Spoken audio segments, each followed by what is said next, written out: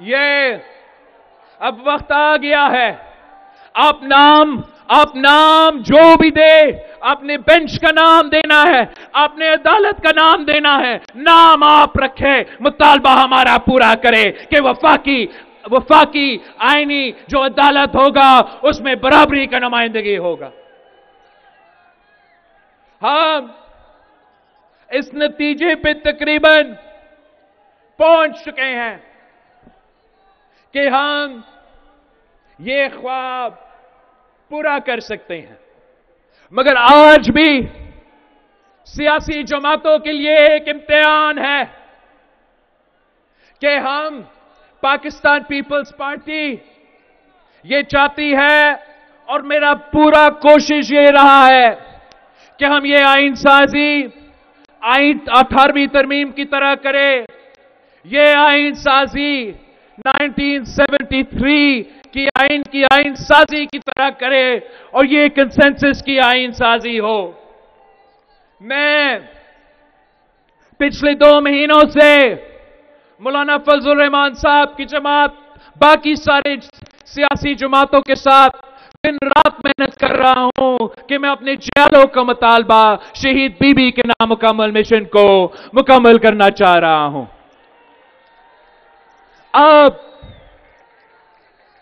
اب سیاسی جماعتوں کے لیے ایک امتحان ہے، ہم سے جو ہو سکے ہم نے کر لیا۔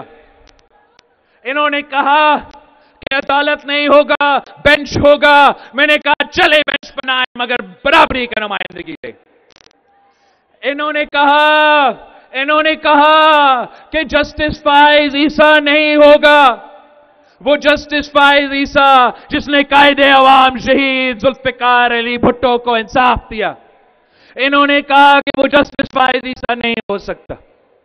وہی جسٹس فائز عیسیٰ جس نے فیض آباد دھرنا کا ایسا بہادر فیصلہ دیا جو پاکستان کی کوئی اور جج میں وہ ہمت نہیں ہے کہ وہ ایسا فیصلہ کر کے دکھائے۔ وہ جسٹس فائز عیسیٰ جس نے کہا کہ مشرف غدار ہے، عامر ہے، وہ کام کر کے دکھایا جو کوئی اور منصف نہیں کر سکتا تھا، جو کوئی اور چیف جسٹس نہیں کر سکتا تھا، وہ بھی کام کر کے دکھایا۔ جو لوگ ڈرتے تھے یہ فیصلہ سنانے، اس سے پہلے تمام چیف جسٹس ڈرتے تھے، بزدل تھے، وہ یہ بھی نہیں کر سکتے تھے، جو عامر تھا اس کو عامر بھی نہیں کرا سکتے تھے۔ جسٹس فائز عیسیٰ صاحب کو ہم سلام پیش کرتے ہیں کہ جو آپ نے یہ کام کیا ہے تاریخ آپ کو یاد رکھے گا۔ مگر ان لوگوں کا مطالبہ تھا کہ جسٹس فائز عیسیٰ نہیں رہ سکتا، تو جسٹس فائز عیسیٰ بھی نہیں رہے گا۔ پھر بھی ہمارا مطالبہ ہے برابری کا عدالت بناؤ، حیدرآباد کے عوام کے مطالبہ کے مطابق بنے۔ اس سے زیادہ میں کیا کر سکتا ہوں؟ میں نے اپنے جو چیزیں اپنے جو ہاتھ میں تھے اس پہ میں نے کمپرومائز کیا ہے، اور صرف اس لیے کہ میں چاہتا تھا کہ یہ آئین، یہ دستور پاکستان پیپلز پارٹی کا قائد کا امانت ہے، اور میں چاہ رہا تھا، آج بھی یہ چاہتا ہوں کہ یہ آئین سازی ضرور ہو، فوری ہو، ابھی ہو، مگر یہ آئین سازی میں اکیلا نہیں کرنا چاہ رہا ہوں۔ میں یہ آئین سازی مولانا فضل الرحمان صاحب، مسلم لیگ اور تمام سیاسی جماعتیں جو اس پارلیمان میں بیٹھے ہیں ان کے ساتھ ہی کام کرنا چاہ رہا ہوں۔ جو مجھ سے ہو سکا میں نے کر لی، کمپرومائز بھی کر دی، درمیانی راستہ بھی نکال دیا۔ اب اس سے زیادہ میں کیا کر سکتا ہوں؟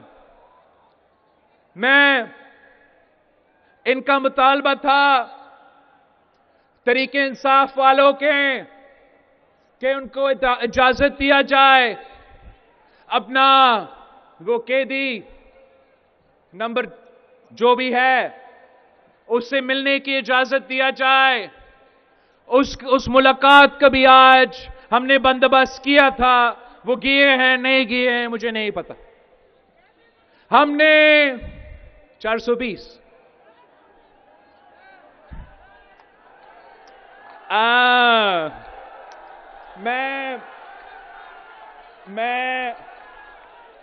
मैंने नहीं कहा, इसने कहा भाई। मैं अपना भाई का जो लफ्ज है वो दोहरा रहा था। तो वो उस कैदी का भी मैंने इजाजत दिलवाए इंटीरियर मिनिस्टर से बात करके कि ये कह रहे हैं बात करवाएं।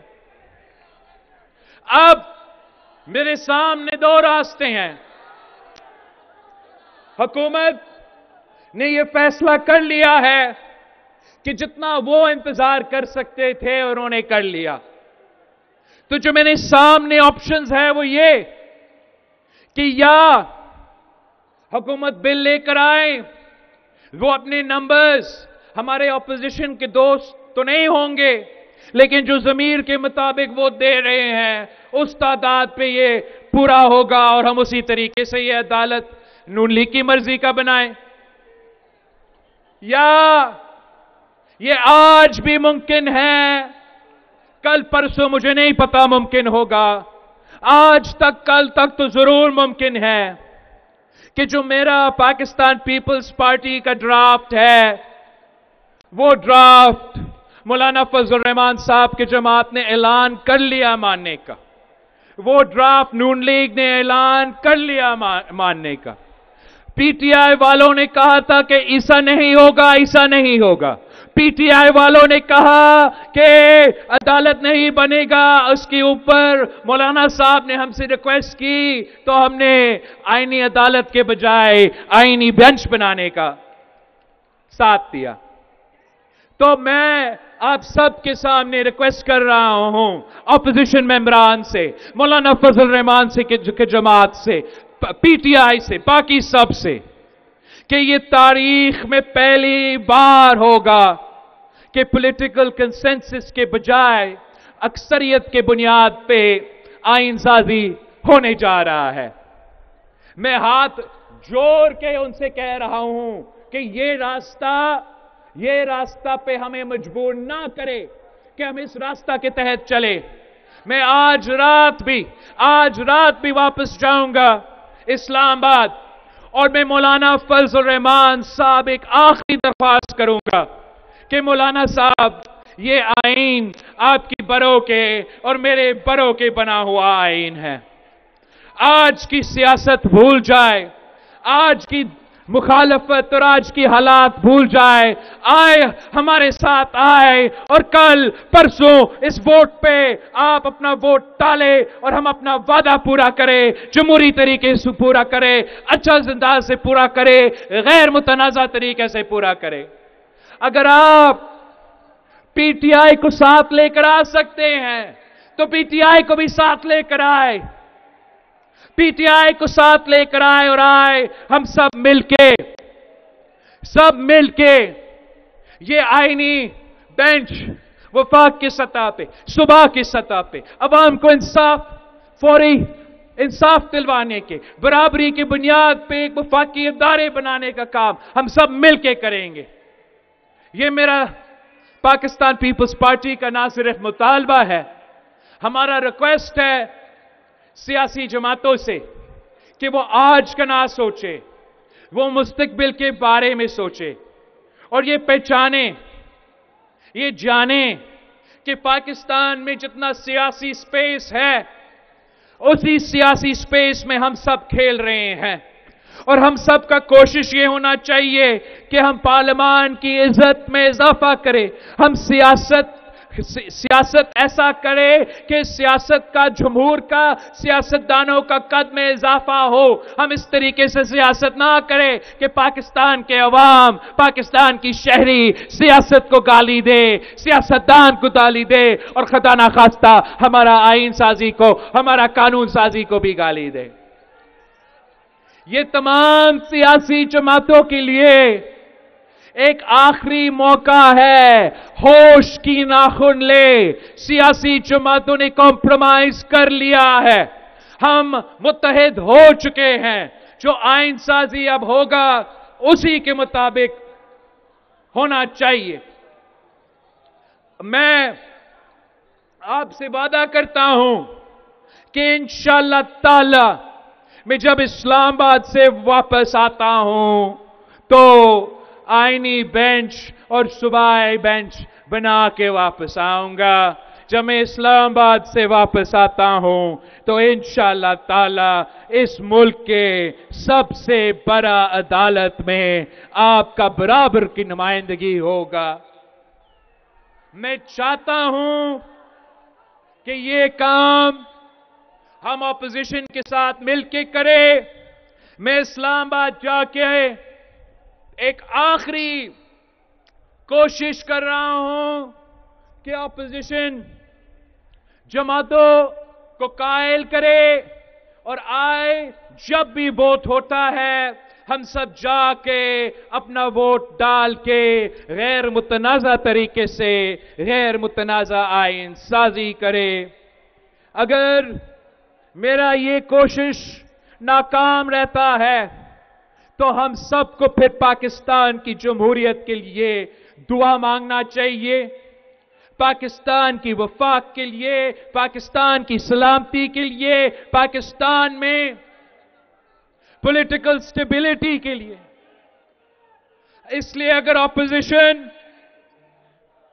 اتنے سارے کمپرومائزز کے بعد آج بھی ہمارے ساتھ نہیں دے سکتے ہیں تو میں مجبور ہوں گا. مجھے مجبوراً مسلم لیگ نواز اور ان کے ایکسٹرا ممبرز کے ساتھ مل کے بروٹ اکثریت پہ قانون سازی, آئین سازی کرنا پڑوں گا. اس لیے ہمارے لیے یہ ضروری ہے کہ ہم برادری کی نمائندگی کا فورم بنائیں. وہ برابر کی نمائندگی میں اپوزیشن کے ساتھ لینا چاہتا ہوں. اگر اپوزیشن میرے لیے دروازے بند کر دیتے ہیں تو جو راستہ ہے, جو متنازع راستہ ہے, جو میرا پسندیدہ راستہ نہیں ہے, جس کا میں نے ہر کوشش کیا کہ میں یہ راستہ پہ نہ چلوں, اسی راستہ پہ چلنا پڑے گا. اپنے اتحادیوں کے ساتھ دے کے یہ آئینی بینچ وفاق اور صوبہ کے سطح پہ بنانا پڑے گا. وہ متنازع طریقہ ہوگا. اس متنازع طریقے سے اس ملک میں جو پولیٹیکل انسٹیبلٹی ہے وہ بڑھتا جائے گا, اس میں کمی نہیں آئے گا. اگر میں وہ راستہ اپناتا ہوں تو یہ بینچ جس پہ ہم سب متفق ہے, یہ بینچ جس پہ تمام سیاسی جماعتوں نے مان چکا ہے, وہ بھی متنازع ہوگا. پر ہم کیا کریں؟ ہم تو 2006 سے انتظار کر رہے ہیں.